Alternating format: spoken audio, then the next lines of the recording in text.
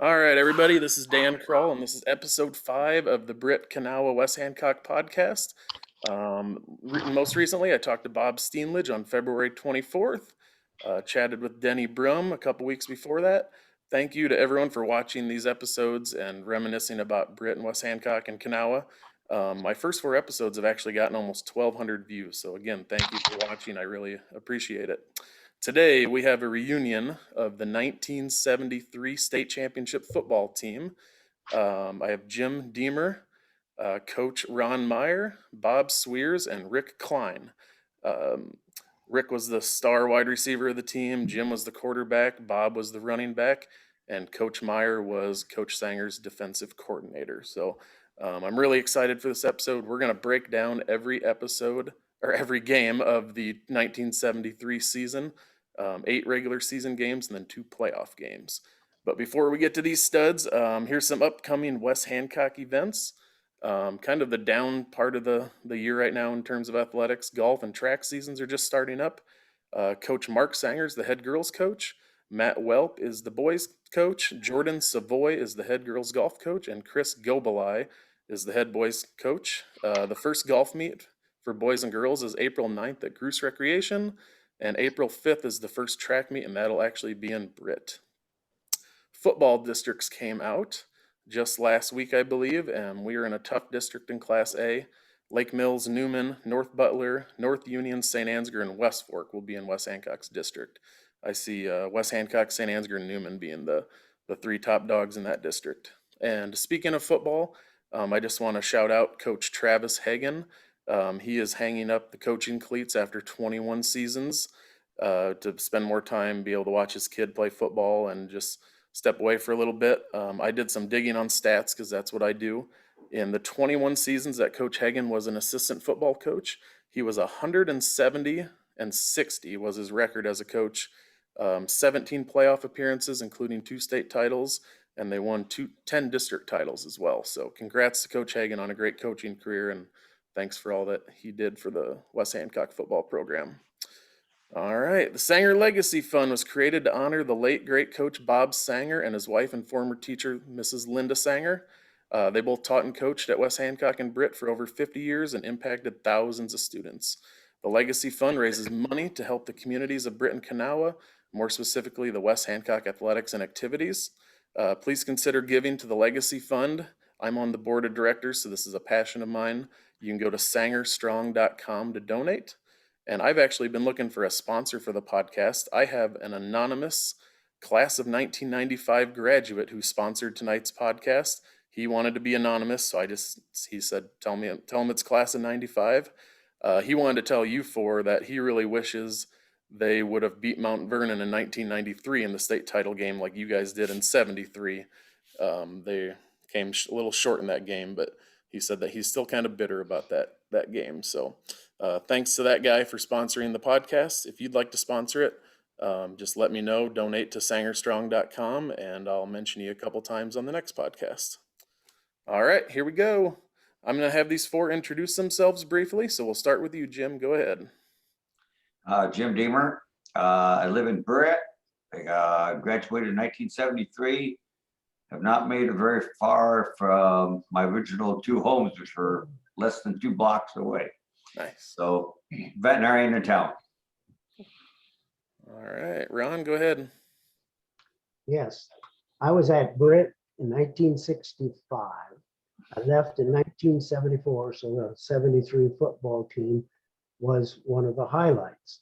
And I've been in Sumner ever since, in the same house, in fact, and that's what I'm doing. And what I've done since that time, leaving Britt, I was in the petroleum business for 3 years. I was in the insurance business for 17. I taught at Sumner and coached football, wrestling for 8 years. And then I went over the road and stuff for another 1.5 million miles, and I still haul grain. In fact, I did yesterday. And football's been a huge thing in my life, if that's what you want to hear. My dad was a four-time letter winner, and he played offensive line, defensive line, And I played defensive end and fullback. And I then ran into Sanger at Upper Iowa. As a freshman, he was, and I was a senior, and he was a star, and he was a good one. And so all the way through, I've had good coaches. I've had wonderful people to meet, and wing T at my school, wing T at Upper Iowa, wing T with Bob Sanger. So it was very easy. I'll stop there. Go ahead, Bob. Okay, my name's Bob Sweers. I live in Guttenberg. I retired 4 years ago. I still coach. I've been coaching ever since I've been down here, which is 30 some years. You're probably going to laugh, but I'm the girls volleyball coach, and I have never had a losing season. If you want fundamentals taught to you from volleyball, I actually have them down pretty well by now. So still coach and still enjoy it. So I should have discovered you a couple years ago. I got roped into doing middle school girls volleyball at I-35 where I teach, and I had no idea what I was doing. So you have to teach them to bump and get your serves in, and that's a good start. that was about all I was able to think about. So go ahead, Rick. Rick Kline, living in Fort Myers, Florida right now. Retired about 4.5 years ago. That's when we moved down here. Don't miss the winters and enjoy the warm weather. So I get to play softball all year round and all the other good things too. So Nice. Yeah, I'm excited to have you guys on. The 73 team, like we'll talk about, pretty special team in Britt history. It was Coach Sanger's first championship team. And, you know, I was 30 years later when I was in high school, but man, walking by that trophy every day and talking to Coach Sanger about this team, it was a big deal. So I'm pretty pumped, kind of geeking out for this episode. So thanks for coming on, guys. All right, let's get started here. You guys actually were Coach Sanger's first group that went all the way through middle school and high school. He came in 68, and your 7th grade season was 1968. And 1969 was your 8th grade year.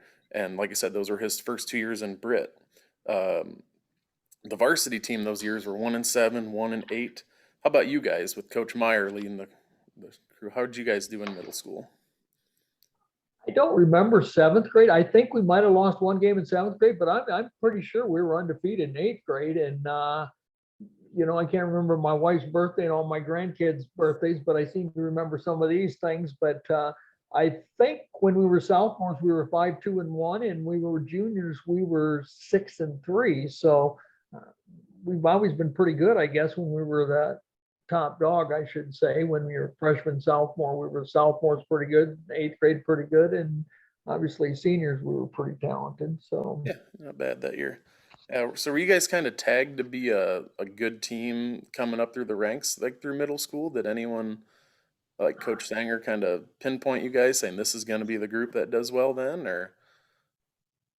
I think they'd been bad for so long. I think probably a above 500 record might have been pretty good at that stage of the game. That was enough to make them wonder. A few dry years before that.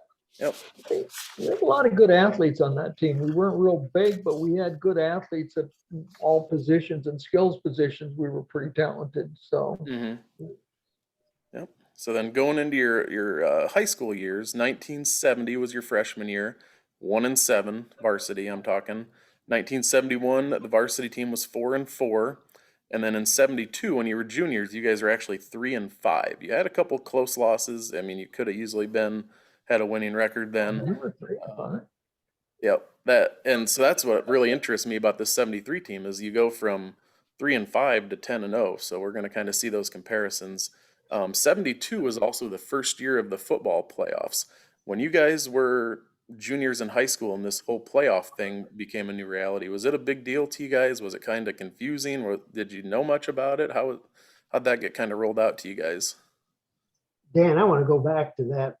Yeah. You know, having those years that were losing seasons, Mm-hmm. we're called Eagles. And what happens is the Eagles have a bird's nest, and an eagle actually, the mother, after they grow up, be a little bit big enough to begin to fly, she nudges them out of the nest as eagles. And then they go down, and if they can fly, they can go. If they can't, dad comes down, and it's on the wings of an eagle. So Mhm. we grew up and then we can fly our own as eagles. Yeah. Now Yeah, back to the thing you had. And in today's world, coaches get 2 or 3 years, and if they don't have winning seasons or championships, they're gone. I mean, it's just really cool for me to tell people my coach is the fifth winningest coach in state history, and he had a couple rough years to start things, and I'm glad, they just kept plugging away and getting better, and then you had your 73 season, so it was kind of neat to see that progression for you guys. So let's get started on the 73 season. Game one was against Rockford at home. You had beaten them in 72, 38-0. And then in 73, you guys beat them 52-14. Those 52 points, and remember, I'm the guy who did the record book, so a lot of this stuff's just in my head too. It was the most points scored by a Britt team since 1961. So in a 12-year span, you scored the most points since 61. 19 first downs, 395 yards total. Bob, you rushed for 211 yards and 3 touchdowns. Jim threw for 3 touchdowns, 2 of them to Rick. You guys were up 46-8 in the third quarter. What do you guys remember about that game? Was there anything that stood out? Was this where the community was kind of like, hey, we have a pretty good team? Well, I'm going to tell you before the game started that I saw him get off the bus. And, this is a long time ago. Mm-hmm. And every kid on that team on Rockford had a full beard. And when you're a 17-year-old kid and you see 10, 12, the first 10, 12 kids get off that bus with a full beard, I'm thinking, man, are we playing college kids or what? I'm thinking these kids must be tougher than nails. And we went out and pretty much demolished them. So Yeah, looked like but I they. remember that. They got off the bus and a lot of them had full beards. Was that something you guys did back then? Did you always watch the other team come into the school area? Because that's something we did. There'd be a bunch of us. We'd stand there and watch their bus show I up. really don't know why I was out there. I really don't know why I was out there and saw the bus coming in. Maybe they were there really early and I just happened to be walking in. I don't remember why I don't think we ever just watched the team come in. Yeah. So, we put some extra work in this year too. I don't know if it was Diemer or Kline or whoever did it because we put some Sundays in. We always met at the football field on Sundays and we were doing passing drills and all kinds of things. We kind of had a scrimmage for a month before the season started. And that's the first time we'd ever done that too. And I don't know who was in charge of that. I know it wasn't me. Mm-hmm. Yeah. I remember one time, and it was before the season started, we went down to the football field and at that time you could turn the lights on. And so we were playing football there, and I can't remember who all was there, but Brumm and Beach finally came and had us turn off the lights. But that's the kind of thing we did. We like to play so much. So who was in charge of that, Rick? Do you remember? I don't remember. I don't remember who was in charge of it, but I know they expected everybody to be there. I don't know if it was Buns or who it was, but Jim? I don't, I vaguely remember that, but I can't remember who organized it. There's a lot of camaraderie. 3 or 4 Sundays. I'd have to say the year before that, I'd probably say I think there was as much talent when we were juniors as there was when we were seniors. It's just that just wasn't camaraderie, there wasn't chemistry. And I think that's probably the difference in the 2 seasons, not probably talent as much as it was just more team chemistry. Yep. Well, you got to remember when we played Lake Mills as a junior, Lake Mills might have been, they had both Stencers. Lake Mills was one of the better teams probably in the North Iowa Conference ever when we were juniors. I remember, not to get ahead of myself, but when we played Lake Mills when we were juniors, we got killed. And I remember you came back in the late third quarter or whatever, and you go, "Is there any play in our book that'll work? Or is there any play in our book that'll work?" And I looked at you and said, "None that I know of." They beat you 38-6 in 72. 38-6 That was a very, very good team from Lake Mills that did not get into the playoffs. That's the problem with the 4-team system is that was a very, very good team. And they were rated number 1 in the state. I went back and looked at that clipping, and they were rated number 1 and didn't make the playoffs. So yes, I can speak to that just a little bit. Chipola made it, and what happened is they played Sumner, and Sumner was a bigger school team by the rules than what Manly was.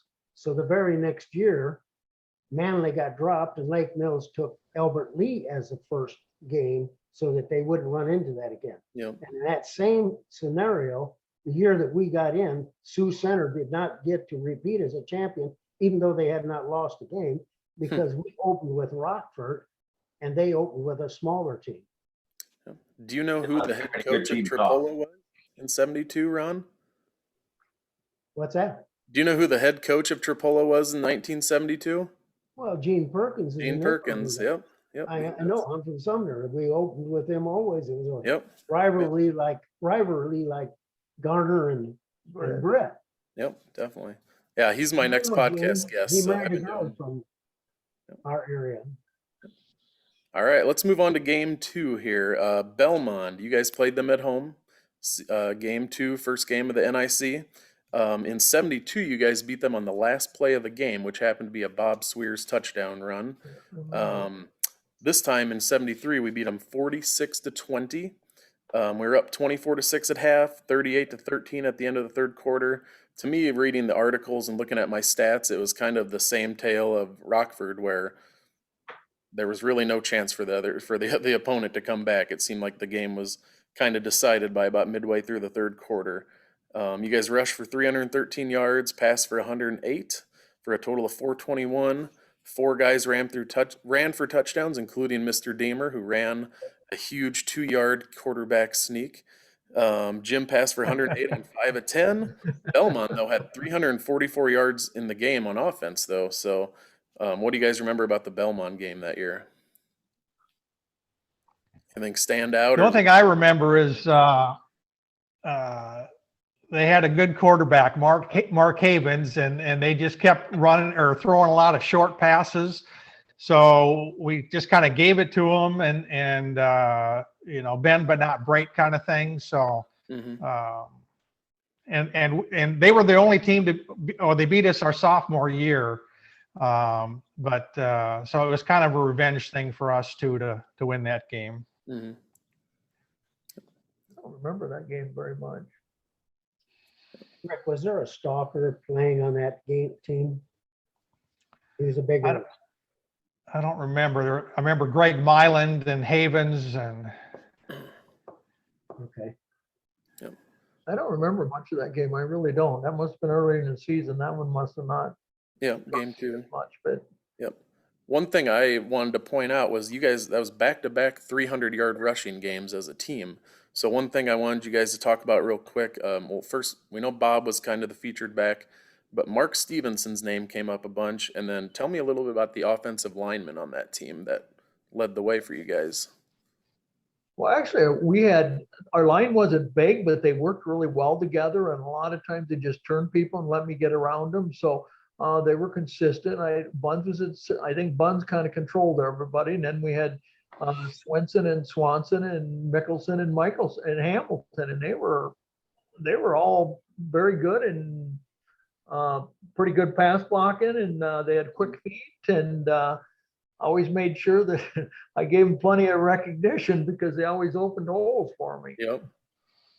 Well, I think it was important too that everybody knew their assignments. I mean, we'd had that offense for so long, and everybody knew their assignments, and they just had to execute, what they were supposed to do, and they did a great job on that.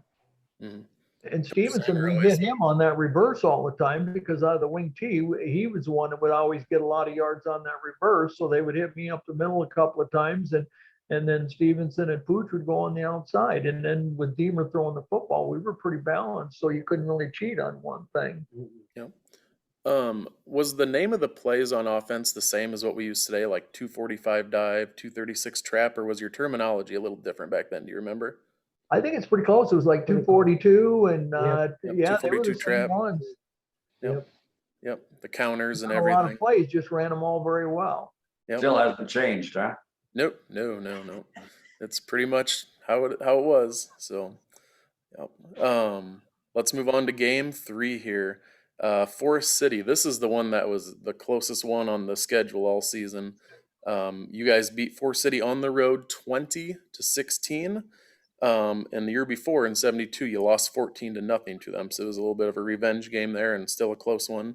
I mean, technically, this was the only contested game you guys had all season. The only one where the outcome was still in question with, just a minute and a half left. You're up 12-0 in the second quarter. Bob scored the first touchdown, then Rick scored, it says, but it got called back. Bob caught a screen pass on fourth down and scored to make you guys get up 12-0. You went for two both times, but didn't get either. Did you guys have a kicker that year, or was it always just like, hey, we're that good on offense, we might as well go for two? You remember that, Coach Meyer? I don't remember having a kicker. Why would we spend our time on that? But Yeah. I'm sorry if there was to the kid that was kicking, but I don't think I we mean, had one. I mean, Yeah, I think- we scored a lot, so getting 2 points, either run or pass, why not? Yep. Yeah, we always made it over 50%. So, well, I wouldn't say always, but I didn't force it. Yeah, I think we were better than 50%. Oh, yeah. So, But Coach Sanger let me call the plays, and that was a bad game for me because we'd lost to Forest City for so many years, and it was kind of like we'd maybe start off like we had some promise. And then we'd kind of lose to Forest City and then Buffalo, and then it just kind of things kind of went downhill. But we could have and should have beat them worse than what we did. It was my fault being way, way, way too conservative. In my mind at that particular time, I kind of made up my mind and said, it's not the way to play the game. In fact, there was a comment in the paper the next week when we played Lake Mills, and this is going to shock everybody, but Coach Sanger made the comment, we can't allow ourselves to be conservative. It's almost what cost us last week. Coach Sanger said that. honestly, Jim, that's not true. The reason Fort City's game was so close, their scouts did a wonderful job on me because they were cheating on my stance because my stance was not the same if I was going on the outside or if I was going up the middle. And they knew exactly where I was going, and I didn't find that out until after that game. And that's why I went wild on Buffalo Center, because I knew they were doing it. So I just kind of switched things around, but they were cheating on my stance. So that's why they held us in check, because if I was going up the middle, they knew I was going up the middle. If they were going around the outside, they were going around the side. And yeah, maybe we should have passed more because obviously I wasn't effective. So we should have probably went to Throslick and Kline and the receivers we have. But we won. That's a big thing. It was. And they were a good team. I mean, there's no doubt Yes, about they were. that. They had some talent. They had a kid named Norster that ran the ball, and he hurt us a few times. All these teams were good. I'm telling you what, Lake Mills, Garner, all of them had some talent back then. They did. Yep. Yep. I've studied all these, games doing the record book, and a lot of those 70s teams, the conference was pretty balanced. You had your top two teams, but there was a lot of good parity in the conference is what I always noticed. So, yeah, looking at the game, my notes here, Fort City scored to make it 12-8 with 3 minutes left in the third, and then Jim passed to Rick for a touchdown. Bob ran in the points to make it 20-8. At that point, you might think you have it, but Fort City had an 86-yard play to make it 20-16 with 5 minutes left, and then they got the ball back with a minute and a half. One of those classic, hey, we're at home, we're down 3, 4, 5, we have a chance, we have a couple minutes left. How'd you guys feel at that point? Do you remember that last minute and a half of the game at all, or is it just kind of a blur at this point? As a coach, it was a wake-up call. Yeah. And we knew that something bad could happen, but we were going to carry on and do what we needed to do, and we got it done. Yep. I think we were still trying to find out who we were and how good we were too. I mean, it wasn't a given, and that was a good test, and I think it helped us down the road. So. Yep. Well, down the road the next week was Buffalo Center at Buffalo Center. Anytime Buffalo Center's involved, I get a little more interested because that's where my family is from and where they live now. So you guys didn't have a problem bouncing back from the Forest City game. You lost to them in 72, 26-20. In 73, though, you won 66-8. 66-8.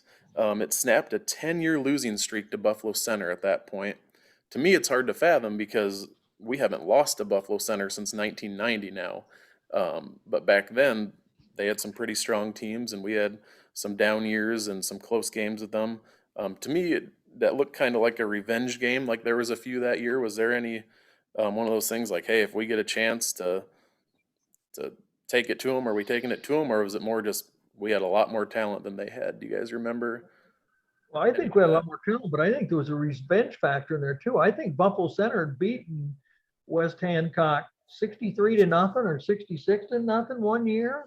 69 to nothing in 69 to 1969. nothing. And I think that was kind of in the back of our minds, because when we had 66, it's like we were talking about place kicking, and I don't think we had a kicker to get to 69. So I think that was some of it. But a lot of big runs that night. The linemen really opened holes up for us. And Yep. And You guys remember had Coach Sanger called timeout with seconds left on the clock to score one more time. And I don't think he yeah, I think there's some bitterness for him. toward that I think coach he was when mad he at Buffalo pounded Center. him that bad 69-0. I think there was some hard feelings.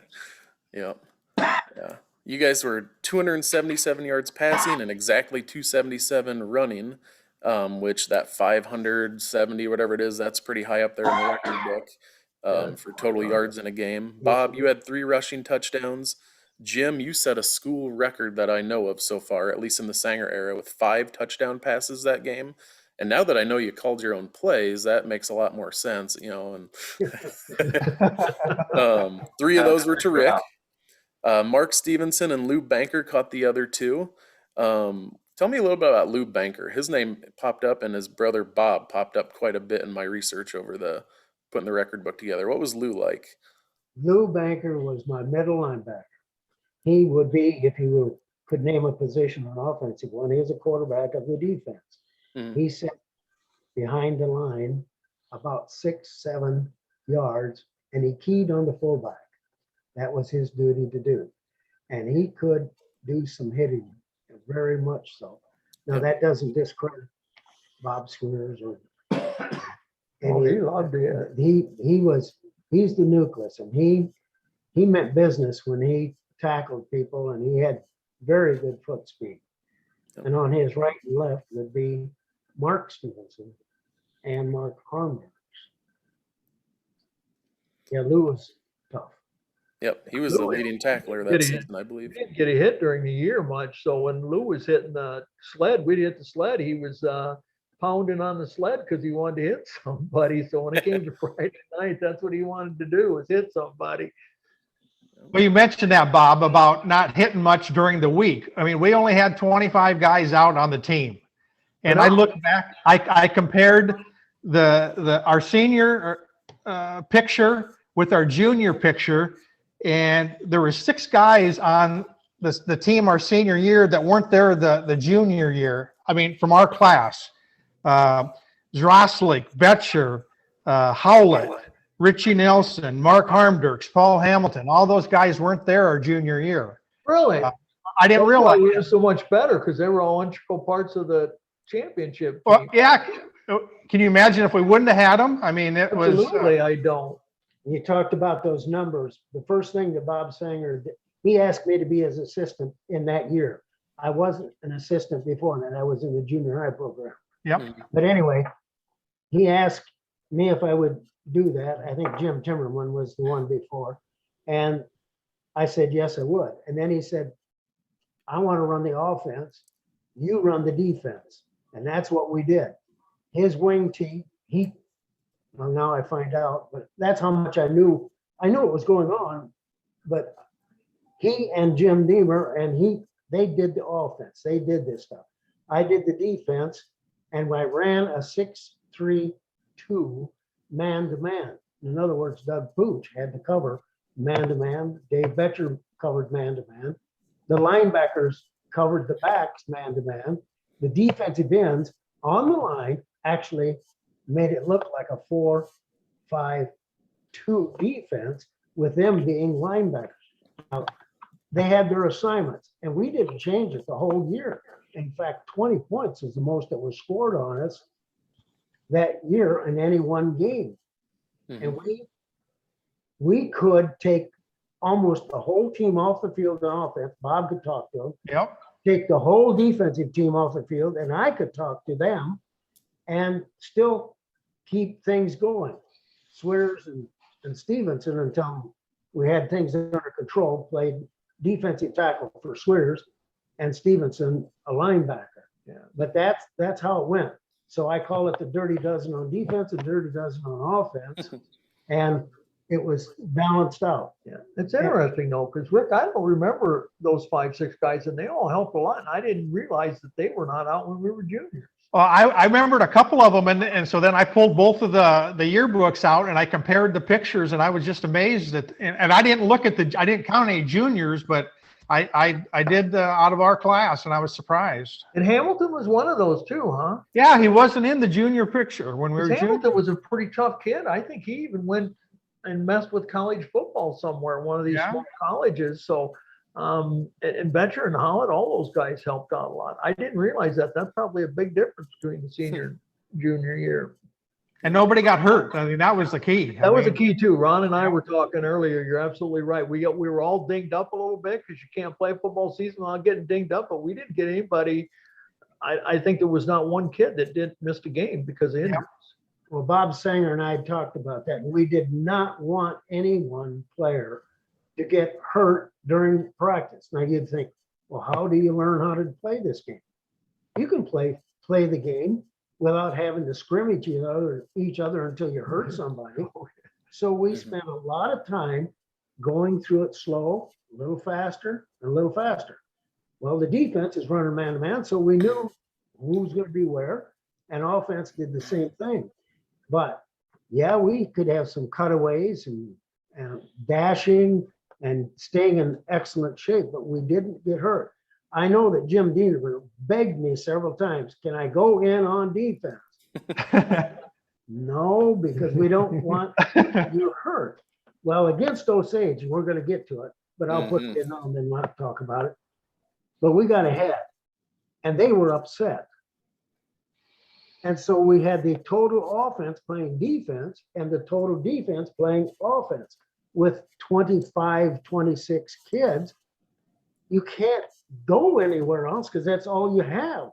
Yeah. And we scored both ways. Go. Yep. Speaking of dinged up, my uncle was one of the star players for Buffalo Center, Bruce Van Tiger. That'd be my mom's brother. And I told him I was doing this podcast with you guys, and he goes, ooh, my back and knees hurt just thinking about some of those guys hitting me that night. So he was a good athlete. And Mike Ketwick as well was a relative of mine. He was on that team. You told Bruce he got me back in basketball. Yeah. They had some good teams back then. They were ranked number 1, or they were ranked pretty high. They were up there. Yep. Never made it to state, I don't think, but still. All right, let's talk Lake Mills. That's game 5. Another payback game because you guys lost to them 38-6 and 72 with the Stensruds. And 73, you guys beat them 56-20. That's that game Ron's kind of talking about where we gave up only 20 points. That happened a couple times, but that was the most he gave up. This time it was Mark Stevenson's time to be the workhorse. He had 177 yards rushing and 4 touchdowns. Jim threw for 4 touchdowns, 3 of them to Bob and 1 to Dave Zaroslik. I was going to ask you guys, you ran the wing T, but what kind of like passing offense did you guys have out of the wing T? Was it similar to today still, or did you spread it out a little bit? Take it, Diemer.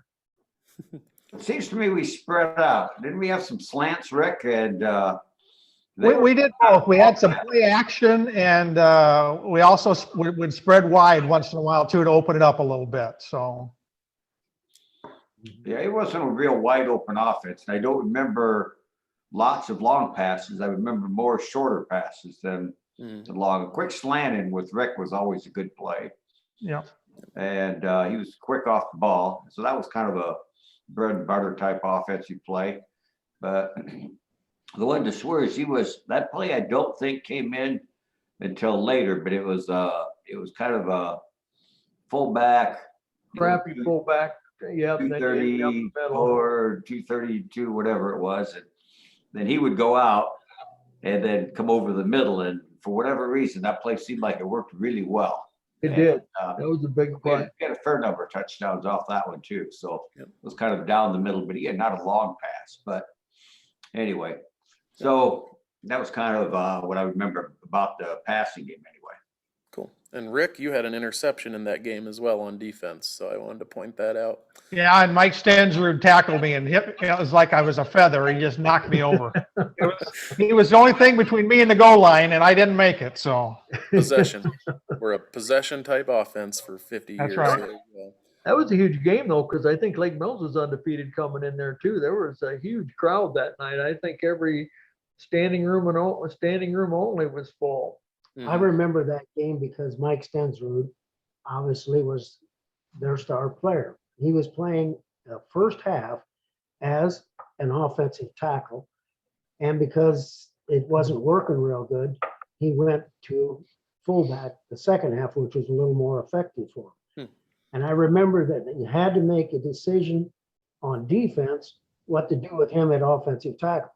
Randy Fangman, who was short and knew how to do swim moves, how to do duck unders either side, and spin moves, he could keep him busy. And the only way he could stop him was lay on him. Well, that's one-on-one. You've just gotten rid of him. Yep. Or he's going to have to grab Randy Fangman as he's going by, and that's called holding. So they switched it up. Yeah. And went fullback with him. Jeez, be a hard one to tackle. So let's pause here. We're halfway through. We're at game 5, 5-0, 10-game season, 8-game regular season. At this point of the season, were playoffs and state championship kind of going through your heads and in your vocabulary and in your conversations, or was it just 1 week at a time? I don't think playoffs ever entered my mind. I think the team's goal was to win conference, and I think we just took it one at a time. So it wasn't a huge deal when we won because our goal was to win conference. And I think it was a huge thing for us when we won conference. When we beat Garner that last game, we were pretty excited. But other than that, I think, like Rick said, I think we just all did our job and we knew what we needed to do. And we seriously planned on winning conference. That was a goal for the year. Yep. And I think we can answer that a little bit by, we had this thing called Keep on Trucking. And we'd put together a little pamphlet that would come out. And what I thought would be psychologically best would be that when we are facing the very first team, Rockford, well, we're 0-8. Because if you don't win any, you're 8. You're 0-8. And so we'd go 1-7 and 2-6 and kept going. Well, then we get in the playoffs. Now you got a number 9 and 10 as keep on trucking. And so that was the reason I said that we were just kind of conference focused. Yep. Then we got to thinking maybe something could happen, especially after Lake Mills. Yep. I want to say something about the Lake Mills game. It was kind of funny because, and maybe Coach Sanger asked you guys too, but I remember he asked me who we wanted to play for homecoming. And I said, well, Lake Mills, they're the ones to beat. And so we played them for homecoming. But the point I wanted to make was that there was one play in that game that I thought changed the course of our season and maybe the whole program there. Lake Mills was good. They had Stensrud in there, and it was pretty close at halftime. What's that? 4th and an inch. You got it. Louis Banker says, I got Stensrud and everybody else do their job. And 4th and an inch, and he stopped him in the backfield, and we took over, and I don't know, we scored 30 points. Oh, we lost Rick. I remember that play. I sat and watched the whole thing. I think Banker hit him first, and then 2-3 other guys hit him, and then 2-3 other guys hit him, and I just sat and I stood and watched the whole thing from my defense. I would say that same thing. I would say probably if you took that Lake Mills game, it was probably the turning point of the season, probably, as Rick said, maybe the turning point of the program. It may be the foundation for what West Hancock and Britt football was going forward. It was that big a game. And that being, I agree with you. I think that play in there was probably the play that was kind of their last ditch effort to make a comeback. Didn't happen, and we scored a few plays later, and after that it was off to the races. Yep. Yeah, in high school athletics especially, one thing can be deflating, changes the entire game, and off to the races. So let's scoot forward. Real briefly, going to talk about the Northwood game. You guys beat them 34-0, beat them 45-20 the year before. Looked like Northwood wasn't much of a football program back in the day. Jim threw for a couple touchdowns. Rick caught one of those. Bob had a good game running the ball. You had a receiving touchdown. Mark Stevenson ran for a score. He also had an interception and a good kickoff return. Didn't go for a touchdown. But the big one I want to get to, unless any of you have something to say about Northwood, but the Osage game is coming next. I'm getting itchy to talk about the Osage game. Anything about Northwood, though? I have one thing to say about Northwood. I don't know if I should say this, but Northwood was not supposed to be very good. And everybody thought, all the teachers and everybody thought, kids, and thought we were going to go in there and beat them 70-0. Mhm. And we still beat them 34-0. And we had a goal line stand right at the end of the game to keep the shutout, in fact. But I heard teachers talking on Monday that there's no way we could win state with the performance that we had at Northwood. And I think that, I know it irritated me, and I think it irritated some guys. So I really think it refueled us for the beatdown that Osage took too, because I don't think that's probably the worst game we had. And it was still 34-0. Yeah. And I think that's the worst game that we played that year. Rick, you agree, Jim? Very possibly, yeah. It was a big letdown week, but still won. Look at that win by It's still 34-0, but I know I heard two teachers talking and said, well, there's no way we can win state if we can't play any better than that. And I'm thinking it was still 34-0. That's a testament of how good you guys were. I mean, that's. Well, it refocused us, I'll tell you that. Yep, definitely. So let's get to Osage. School record 88 points, 88-14. You guys lost to them 38-18 in 72. So again, that smells revenge to me. He had not beaten them in 5 games, was Coach Sanger, 68-72. They were always at the top of the conference. Jesse Barker, he went to high school with me. He worked with Coach Sanger in high school on a track project, looking up old stats and stuff. And Jesse asked Coach Sanger, what's one, not regret, but one thing that kind of sticks in your mind from back in the day of your coaching career? And Coach Sanger told Jesse, he said, at the time I didn't regret what happened, but looking back on it now, he said, there are still people who are upset with me about that game 30 plus years later. And I read, I'm doing the stat book and I'm reading through it and I'm saying, yeah, maybe it's revenge at some point, but you guys averaged 13 yards a carry. It's not like he can tell you to just take a knee. You had a kick return, an interception return. 16 of the points were on 2-point conversions. It's not like you were running it up per se, because you were scoring in so many different ways. But that Jesse told me that coach said that once, that he was like, yeah, there's some people who are still bitter at me 30, 40 years later. So what do you have to say about the Osage game, 88-14? As a coach, I can tell you that we put in our second team, which would be the defense, and we played offensive people on defense and defensive people on the offense. We didn't have anybody else to go to unless we didn't put enough people on the field.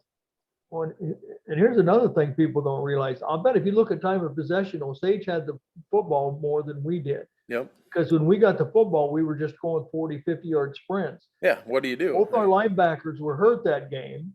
And then it put me a linebacker, and it's like, I'm not a linebacker, for God's sakes. But anyway, they were getting 4, 5, 6 yards of crack, and we couldn't stop them.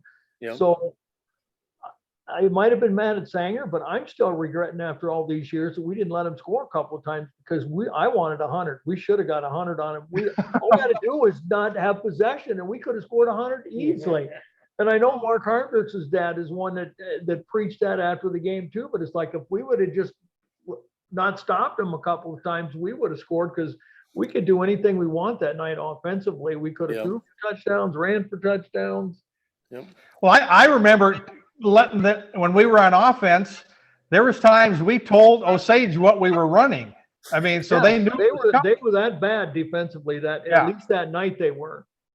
Because I remember when they would call Stevenson's number, I would go, I'll have to wait till the next possession, because you knew it was going to be a touchdown. If we ran a passing play, it was like, well, we'll have a touchdown, so we'll have to wait till the next possession. So, and we did sub a lot. We subbed as much as we could in that game. And I know Coach Sanger took a lot of heat for that, but My one regret is we didn't get 100. There was a pretty big rivalry between Osage and Britt at that particular time. So I don't think anybody was feeling bad, except maybe like Bob said, maybe we didn't score 100 points. That might have been the only regret from a lot of the players. Yeah. Yeah, and I mean, it reminded me of a game my senior. We won 71-0. Our freshmen were running 60-yard fullback traps up the middle. It's like you can't tell them to not score, so it's one of those type of things too. And you were subbing, and what do you do? I mean, the other team just needs to get better, as far as I'm concerned, a lot of times. So Yeah, you still got to play hard. I mean, you don't want to get hurt. Yeah, you're right. exactly. So game 8, end of the regular season, Garner at Garner, 50-20. The year before, you lost 44-22, so you almost flipped the score there. You punched your ticket to the playoffs with that game, won the conference championship outright, and it's always good to beat Garner and beat them soundly. I mean, that's a fun night anytime. What was the rivalry like with Garner back in the 70s? It was big when I was in school. It's still kind of big. What was it like back then?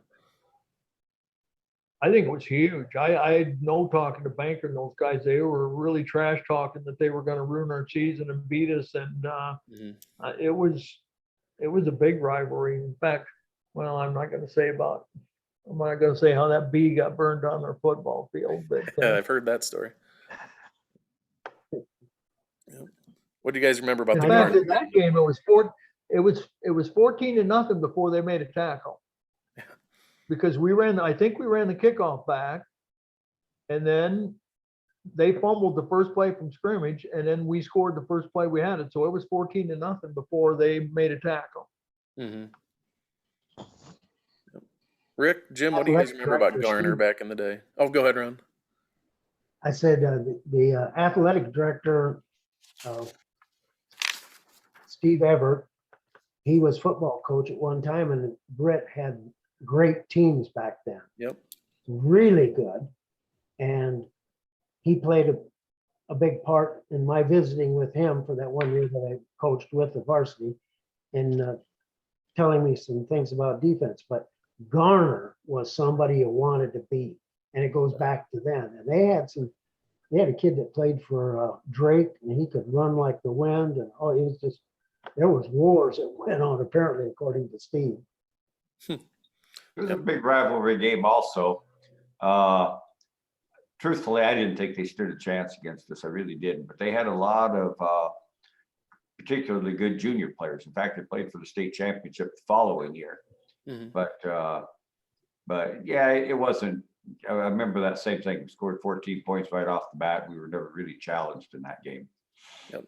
And I think Garner lost to Mount Vernon in the championship game that next season, didn't they? That's who we beat in the very tight game too. Yep. I think they were in different classes. I honestly think they ended up in different classes the next year, because I think Mount Vernon was state champs in '74. I know they were. Okay. For some reason, I had in my head that they beat Garner, but I could be wrong too. I agree with you, Dan. I think they beat Garner in the finals the following year. Yeah, we'll have to look that up. I'm not sure. So speaking of playoffs, like we said earlier, this was just the second year of the playoffs. 72, they started it. 73 is the second year. Was there, and Ron might be able to answer this better than anyone else, but was there a big push for playoffs for years leading up to this? Was there always talk about it? How'd that kind of come to be? Yeah, there was some talk about it. In fact, there was even talk, as I recall, about having district play, but that didn't come for quite a few years. 91. Trying to figure out a way to get people to get in there and be able to have a chance. Of course, that district play takes away from conference then. Mm-hmm. So when Britt Eagles are playing, that's conference. But when West Hancock is playing, when you play, that's districts, like it is now. Yep, 1992 was the first year of districts, yep. Okay, I don't know when it was, but state playoff was a big deal. It really was. And the people loved football in the state, still do. And they want to know who's the best. Mm-hmm. Yep. If it was an 8-team playoff, would anyone else you think would have made it and done some damage in the playoffs that year? Lake Mills, maybe Osage, any of those teams? Sioux was undefeated. And they won the state championship. And we know Lake Mills was good. So if they would have gotten an invite, we know they would have done a lot of damage. Yeah, they would have. Yep. They were very talented. Yep. All right, let's move on to the playoff game, Postville. First time you guys have ever played them, as far as I can tell in my record keeping. We won 36-8. When I interviewed Denny Brumm a month or so back, he told the story. He goes, Postville, people kept talking about Postville was this big, huge team. We didn't have much of a chance. They had big guys up front. And then, of course, obviously, we know 36-8 wasn't much of a game. We had 385 yards to their 297. They moved the ball on us well, but I put that Bob busted out an 80-yard touchdown run, and then Jim to Rick combination was 3 touchdowns that night. What were they trying to do? Trying to slow you guys down? Did they switch up what they were doing that you hadn't seen before, or was it just business as usual that game? At first, it was freezing. It was freezing out, and there were snow flurries, and it was windy as all get out. So Diemer must have had the wind at his back when he hit those passes. It was so windy that it was probably 40-mile-an-hour gales going across from south to north. And if you punted the ball, it went further behind you than it did forward. And we had 55-gallon barrels that had coal in it, briquettes, that were burning to keep hands warm. Yeah, it was freezing. So And we may have had a little more divine intervention, if I might say that, in that because of the wind, it made their 6'7" co-college recruit ineffective, but that's no downplay on Doug Pooch because he could cover anybody. But the wind caused the ball to sail and different things. And it took that away from that part of the game. Yeah. They were a solid team. I know they were. but we ran for Jim and 3 touchdown passes. Oh. So Jim must not have had any trouble throwing the ball. He's strong. I should have had 4, but I remember a guy dropped the pass. Well, that's right. Right down the middle at the end of the game. The only pass yeah, but it's your fault. It hit me right in the middle of the stomach. How do you expect me to catch that one? Jim, if you're worried about your records getting broken, I don't think that's ever going to happen because there's still a guy with the last name Sanger running the program. So Yeah, we need I think that. your records are okay, even if you missed out on that one. But we must have passed the ball pretty effectively because I know it was windy that day. I didn't realize we had 3 touchdown passes, but Quick slants or something maybe to Rick, like you talked about. I look back on that because I can't remember so much, but that shouldn't be surprising. It's many years ago, it's bad. But anyway, they said that they ran a 10. They were trying to stop the run, so they had actually 10 men on the line of scrimmage. You guys remember that? But I read that in the paper.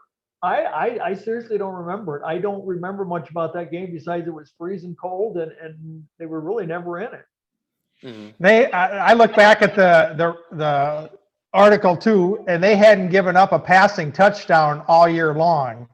And I think it was just the speed was, they weren't used to that speed. And if they were trying to stop the run, that opens the pass. And obviously they didn't stop the pass that day, but the next week they tried to stop the pass, and Bob, you had a heyday. So, Yep. Well, the funny thing is, because Postville's not that far from us, and I've ran into a couple guys that come up to me and said, "Yeah, I played in that football team, and we just couldn't figure you out. You just killed us that day." And I kind of laughed, but it was like 2 guys from that team. In fact, I think one guy was a plumber or whatever, came here and he was talking to me and said, "Yeah, you killed us." I thought, "Yeah, we did," but I didn't say too much. Tried to be humble about it.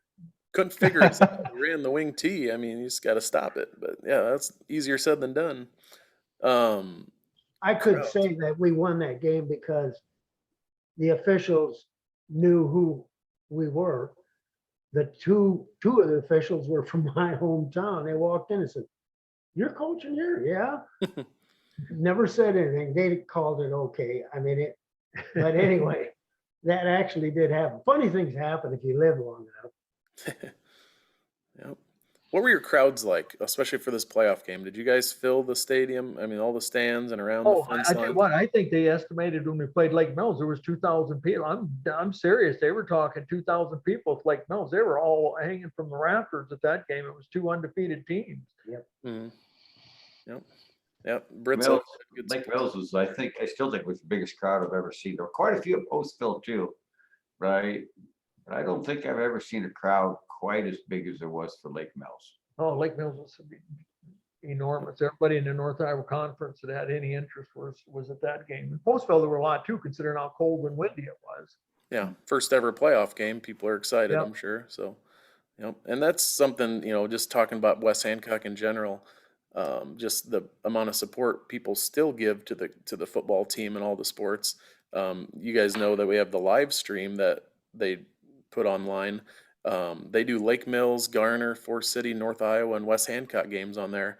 They said there's a lot of nights where we have more fans watching the game on live stream than those other 4 schools do combined. There's nights where they have 4 to 5,000 people watching on the live stream, plus the people in the stands. So Wow. always a lot of support. It's always kind of cool. So, all right, let's talk the state championship game. One thing I wanted to bring up, their coach at Mount Vernon, Jim Bellamy, he just passed away in December. He won 320 games and also won 3 state titles. So you can kind of compare him to Coach Sanger a little bit. But one story I got told about this game is the fact that this game almost didn't happen. John Swenson was telling me up in the press box at a game this fall. They were interviewing me for the Sanger books. I was up there and John does the filming.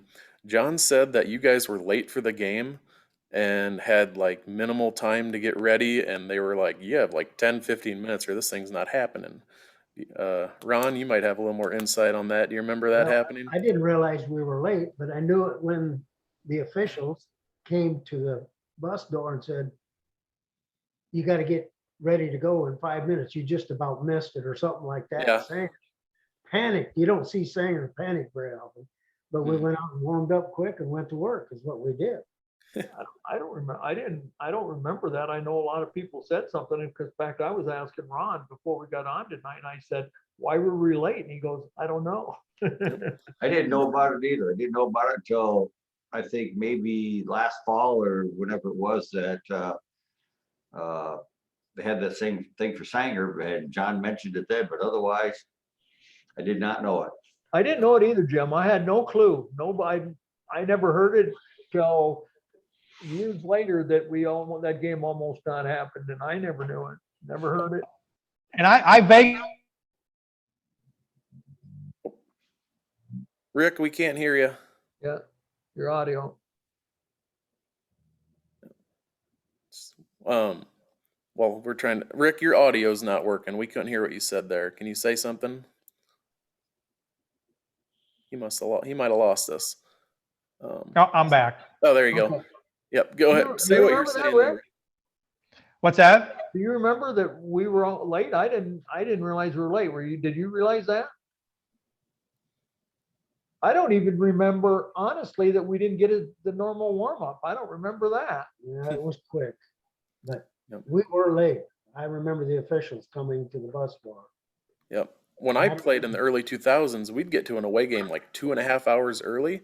And I was a head coach at Southeast Warren for a couple years in 2011 and 12. And I called Coach Sanger up to get advice from him and help me out, get things organized. And he said, well, if the game's at 7:30, we're usually there by 5. And so that's what I did because Coach Sanger did that. And John Swenson was like, well, that's probably because of the 1973 championship game. He just didn't want that to happen again. My assistant coaches were not happy with me. They're like, why are we here so early? The game doesn't start for 2 hours. And I'm like, that's what my coach did. So I just assumed I'm going to follow what he did because he's been pretty good at what he's done. And I didn't find out till last fall. That was probably the reason why. So, yeah. All right, let's get to the game. You guys were up 6-0 at halftime, so it's not like it was a blowout from the start. It was, competitive. But overall in the game, we outgained them yardage-wise, 382 to 193. Was it kind of one of those games like we can move the ball on them at will, but we just missed a couple scoring opportunities? Was that kind of the narrative of the game, or what do you guys remember about that? I'll say something I first. will too, and I'll say, Nile Kitty Stadium. And you got to remember that this is not natural grass. We're on plastic. And so footing and that kind of thing makes it a lot different. The other thing is, I don't know if Diemer felt it, but I know being short as I am, when I'm looking across the field to the other side, I can only see half the people because there is a rise in the middle of the field. So as a quarterback throwing the ball, I assume that if you throw it normal, it's going to be a foot and a half over the top of the head. So that did affect in the first half how we're going to be able to do things because we weren't used to anything but something as flat as the table I'm at. Go. Well, I'll tell you something. We might have moved the ball well, but I'll bet you we still have a state record for penalties in a game because I think we had a 3rd and 45 at one time. And I know we had 120 yards penalty yards in the first half alone. So, I mean, we moved the ball well, but when you got over 100 yards penalties, you're in trouble. In the third quarter, it was 6-0, but we took the whole third quarter because we went 3-4 yards a crack and we did short passing, but we took the whole third quarter before we scored. And then I think they turned it over right away. So I think it was probably 12. I don't remember if I had 2-point conversion, but I think it was 14-0 then. And I think they turned it over again and we scored again. Yep. Yeah, they didn't run an offensive play in the third quarter because it took us a whole quarter to score. And I think we converted on a couple 4th downs and then we stripped the ball on the kickoff. We scored off and then we recovered, and then so they didn't run one offensive play in the third quarter. Yeah, and I think it was 14-0 or I think it was 14-0 right in the third quarter. And then we scored again to make it 20-0. So that was kind of the bend and break drive right coming out of the halftime.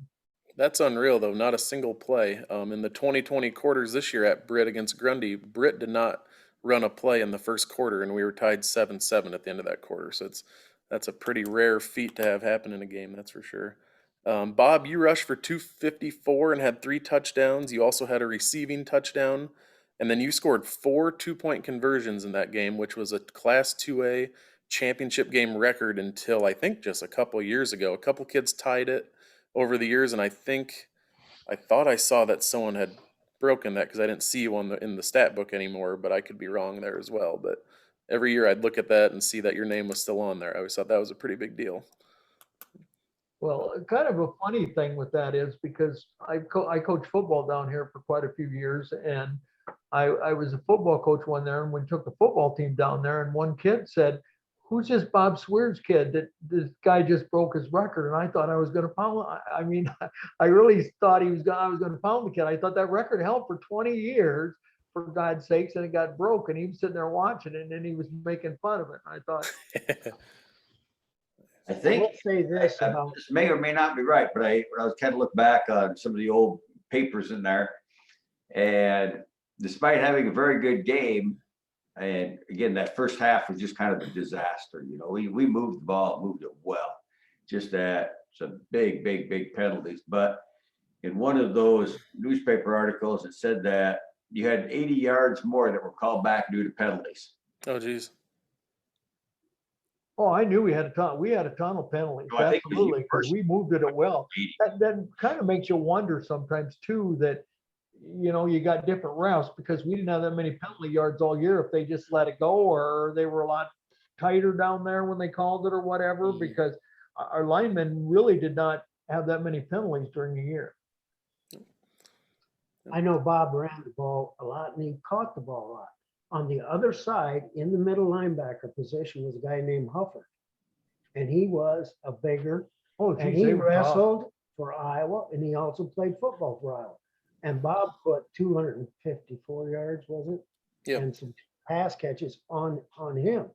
I mean, not just Bob, but the quarterback and Yeah, everybody linemen else. did really good. They did a really Everybody, good. but Everybody did a really They good had a job. heck of a good defensive team. I said they were state champs the next year. You can look, but I know they were state champs the next year because they had a really good quarterback. They had 2-3 guys that went to Iowa played. They were loaded with talent. But But I keep it, correct me if I'm wrong, but I don't think we had very many yards up the middle. I think they really were a real dominating front five. But it seems to me the vast majority of the yards you got were quick pitches to the outside. A draw play was a big play, but I don't think we had too many of the 234. in fact, let me tell you on a quick pitch. I remember we ran a quick pitch in the third. I think it was the third or fourth. I don't know, first half or whatever. But I ran a quick pitch and I ran out to the right, and there were 6 or 7 guys waiting to tackle me. So I'm thinking in my head, if there's 6 or 7 guys ready to tackle me, I'm reverse field, and I ran about 60 yards for the play, and I think I got 2 yards, and of course there was a penalty on it when I cut back. But it's like they were tough up the middle. They had a lot of talent on that team. Well, you knew they had talent if they won it the next year. So Mhm. But I remember them two being very, very good in that front five. The other thing they did that, and I see here, we didn't do very good passing that game. You had a couple picks, but they scouted the Postville game, and I think they had 2 or 3 guys on me, and we tried it a couple times, and it just didn't work. But Mhm. they kept guarding me, and I think that opened up the run a lot. So I don't think you caught a pass that game, if I remember. I didn't. No. Well, I think I had talented almost team. as many interceptions, maybe more interceptions than completions, if I remember right. 3 for Didn't 11. matter, 34-13, that was a big thing. Yep, The exactly. win, the So win. what was the And what was the They had only celebration? given up 3 touchdowns all year long. Yeah. Yep. That just shows how good you guys were. What was the celebration like after the game? I remember at Jim's house that video with Coach Sanger. He talked about something. I don't give a crap what you guys do, just don't get arrested or something like that. He said. What was that like? Jim and Rick, you got this one. Yeah. I was sitting back waiting for you guys. Well, I remember that Daryl Michelson was the 70s, 18. Dan. It was the 70s. All Yeah, right, it was the 70s. And Daryl Michelson had just turned 18 and he was done playing sports. So Fill in the blank there, right? Yeah. Yep. And back then, 18 was a legal drinking age, so. yep. Yep. Did you guys have a reception back at the school in Britt, a parade back to the school, stuff like Yeah. that, like you see sometimes? Yep, we did. I remember we met in the gym. Yep. We had a caravan going in and then we were at the gym. A lot of people. Yep, it was a big deal. Coach Meyer, what was that like for you and Coach Sanger as a tandem? What do you remember from that? Well, going back first with him, I remember for him, if he looked you in the eyes, he could see inside you and know what you're about. I remember that going to his farm, his dad was very rugged guy. He had hands that were twice the size of mine. And when he wanted to move something, he could grab it, it would move. I don't care if it was a tree almost. And also he could punch something and it would break it. And he would ask his wife, or tell his wife, is that right? And she'd say, yes. And that's all she would say. And it was funny as could be. But he had brothers that were also very good, and they were race car people. Mhm. And then he had a brother that came to Upper Iowa after him called Baby Bowl, Dave Sanger. And he wrestled and played football for Upper Iowa. And Bob come out of this kind of a stock. He was tough. Too bad he hurt his back in football at college, Mhm. but he suffered from it. But he was the real guy. He could look you in the eye, and then you would get focused and play the game where you're supposed to, block, tackle, whatever, because he'd know without even asking a question. Oh yeah. Yep. You guys are still considered legends in the Brit community. I mean, people talk about the 73 team. I really enjoyed looking up all the stuff for the record book. Is this season something you guys think about often, talk about with each other once in a while? Are you guys still pretty close as a group, per se, even though there's distance between a lot of you guys probably at this point? Well, I don't think we get together near as often as we probably should. I mean, but I think it was special for everybody. I think everybody still remembers, it was a big deal to win state back then. And it was, our goal was to win conference and we played together as a team. And, I'll always be thankful for those 24 guys or 23 guys that I played with, because this is a big deal. Could have Mhm. bragged to my kids that I was state champ. They can never say that. So, Yep. We did get together in 2020 at homecoming. And Bob was able to make it, but he did not feel very good at all. Yep. And it was a great time at Jim and Renee Diemer's house. yes. And we got pictures. In fact, I got one here of that outing, and Swenson gave it to me. And we did have a good time. Yep, we did. We went through the whole season and none of us cried because we lost, because we didn't lose. We went through the whole season and we won, and I don't think we cried overjoying and then we won. We believed it at the, coming on to the end of it, we believed it. Mhm. And I don't think anybody truthfully could say, well, you were lucky to win that one. And I know Forest City was close, but I don't know that we ever trailed anybody, did we? I don't believe I don't so. think we're- In all my I research, don't I think don't we're think ever so. behind.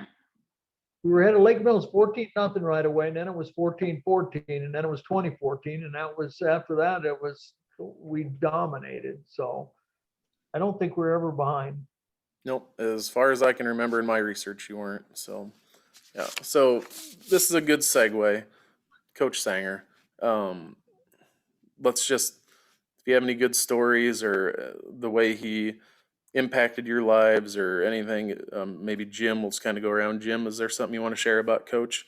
Because that's a big part of what I'm doing here is I just want to keep Coach Sanger's memories alive and help the Legacy Fund and just kind of reminisce about what kind of a guy he was. So, Jim, what's something you want to say about Coach? I remember, like in 7th grade, we used to go down and watch the varsity practices. And well, I'm glad he let up a lot when we got to be older in there, but they were brutal. And I mean, nth degree brutal practices to the point that a number of people quit.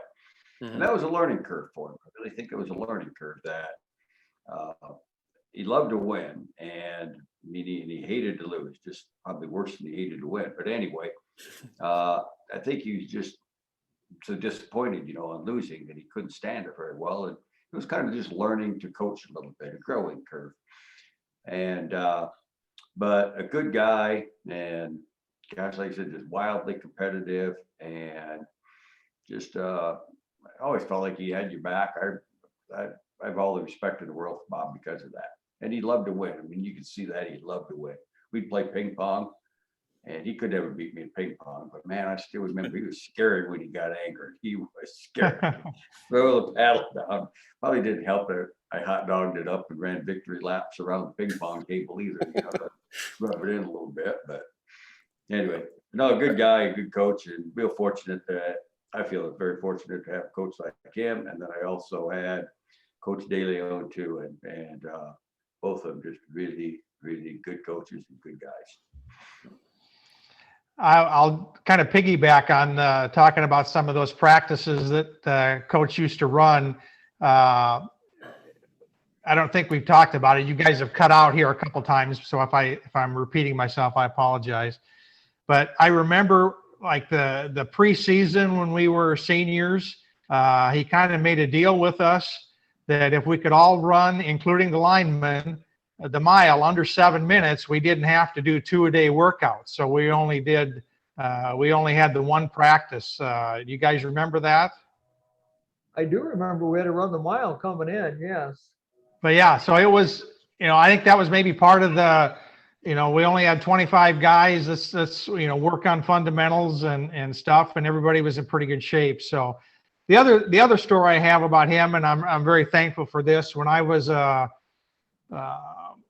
freshman, I remember I was in biology, and for whatever reason, I decided I wasn't going to play football.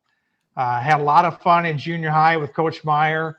And there's a knock on the biology door, and Grand Jeanette lets him in, and he wants to talk to me. So he pulls me out in the hallway, and he talks me into going out. And I'd played running back in junior high. And he said, we really need somebody that can catch the ball, play end. And so, I played on the freshman year, and that was fun. So very thankful that he did that. And I appreciate that. Yeah. How about you, Bob?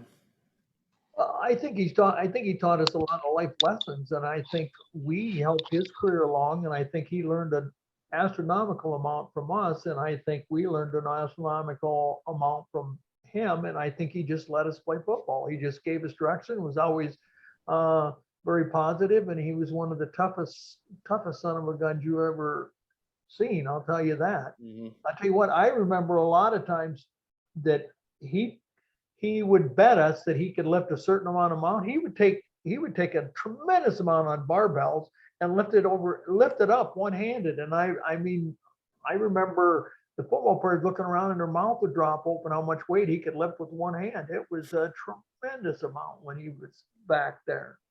You guys remember that when he used to lift barbell up with tremendous amount of weight? I don't, but I'm sure he That's did. one thing we did too, that I think, when we talked about whether we were going to be good, when we were sophomores, I don't know if you, Jim and Rick, can remember this, but we used to scrimmage varsity every Yep. Wednesday. Yep. And they would, I won't say kill us. We actually held our own against the varsity, but I mean, they were going across the line of scrimmage and wanting to kill us. And it's like, we actually held our own against them. But every Wednesday we had a scrimmage varsity when we were sophomores. You guys remember that? I do. It wasn't very fun, but I think it No, helped it us. was not fun. It might have made us a little tougher, but it was tough playing up 2 grades because we were playing against juniors and seniors then. Yep, we had Yeah. Wicked Wednesday growing up, so it sounds similar. That Wednesday was contact day. That's when you hit. So guessing that's a similar theme. And honestly, I think between Coach Meyer and Sanger, I think that was one of the smartest things we didn't do when we were seniors is we didn't have contact because we didn't have that many kids. We had no contact, Mhm. and that kept everybody healthy. We never got one kid, we were dinged up, but nobody got hurt very bad. Like Lou Banker and these kids that wanted to hit, man, they were so sky high to hit people on Friday night that I think it really paid off. Yep. Ron, how about you? Do you have some sentiments, things to say about Coach Sanger? Well, I do know that he was a person who had a lot of faith. And if you went to his funeral thing, you found that out. He's a good man and he'll be remembered for a long time, and not just for football. He could do it also coaching track. He won the state title in track that year. Yep. Yes. 74, but school. He was a very good track coach. And Yes. he did that over and over and over with teams, and those two things, plus some wrestlers, but those things go together real well. But I do know that year that we put together basketball players, wrestlers, and people who could run. They all had skills, and we all worked it out very well and worked together. And a credit to Bob and the rest of them. Yep. Go. You helped a lot too, Coach. Go ahead. No, go ahead, Jim. So I think just fact, Coach Meyer, not only we have him in wrestling, but we also had him in football. And again, just one of those kind of guys that everybody liked and everybody wanted to play hard and play with in there too. So we had both a good head coach and a good assistant. Yep. And I looked up, Coach Sanger set a football record, most seasons in between championships. His 73 championship with you guys and his 2019 championship just recently, 46-year gap in between championships. The next person after that was like 20 years. There was like a 20-year gap in between. So just the longevity and the success for all those years, to me, it just blows my mind. When I talk to people and I say he was our coach for 52 years, that alone makes them go, holy cow. Like the fact that someone did that for that long, and I would like, guy. That just goes to show you how successful the program of Britt was when you can win it that many years apart. Yep, definitely. I will say this, that, people like to argue about whose team was the best one and argue. That makes good barroom talk and graduation talk and everything else. I'm not saying this is the best team, and I don't know how the others were. I know this is a very good team. But when Bob Sanger talked to me, when I'd go to Britt a couple times a year, we always get together and share. And he said there was one thing about this. Of course, it was his first. He said this was a special team. And he said, I had a lot of very good teams. And he would honestly say, I don't know who was the best, but he said, this one was special. He'd say that every time. Yep. Yeah, I jokingly put on my notes, I want you guys to tell me who's the best, 73, 96, or 2019, knowing which one you guys are going to say. But I always talk to people from each of the teams, and they're like, oh, ours, of course, was. And I'm like, I wouldn't discredit the 73 team. They only got to play 10 games that year, and they still put up some pretty crazy video game numbers, even with 3 less games on their season. So I always like to joke with people about that and go back and forth.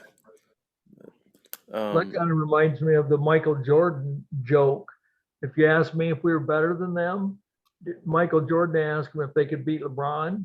Yep. Michael Jordan said, "What, only be 3 or 4 points?" And they said, "Why are 3 or 4 points?" And he goes, "Well, you got to remember, we're 65 now Yeah. playing against LeBron's team." Yep. We're all a little older now, but we still take them. But it's always one of those fun dream things to think about. If this team got to play this team, who would win? So Well, you have to have a good team to win state. So obviously the other teams are very, very talented too. I'm sure if you ask Jim and Rick and me, we're going to tell you who was a better team. yep.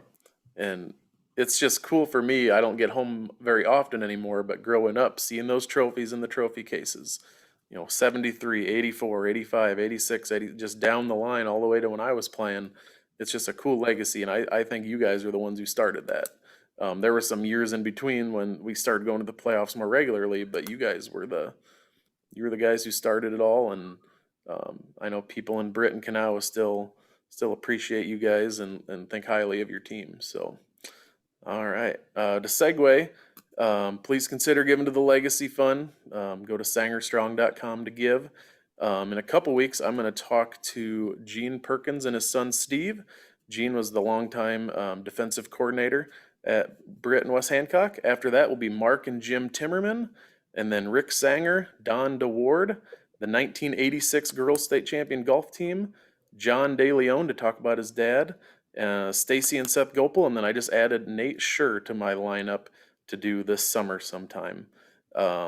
Make sure you email the West Hancock superintendent. We want to get that press box named after Denny Brumm. He was the one who did the announcing for all those years and actually built the press box. So we want to honor him in that way if possible. Rick, Bob, Coach Meyer, Jim, thanks a bunch for coming on. I really appreciate it. I think people are going to be really excited to watch this and reminisce about this season. So any last minute thoughts you guys want to throw out there for everybody? Thanks for putting this Yeah, together. thanks for putting it together. I enjoy it. It's my hobby. I love doing it. So, all right. Thanks again, guys. You got a hobby that takes a lot of time. I love it. Thanks, Dan. I wouldn't want another hobby. This is my favorite. Thanks, guys.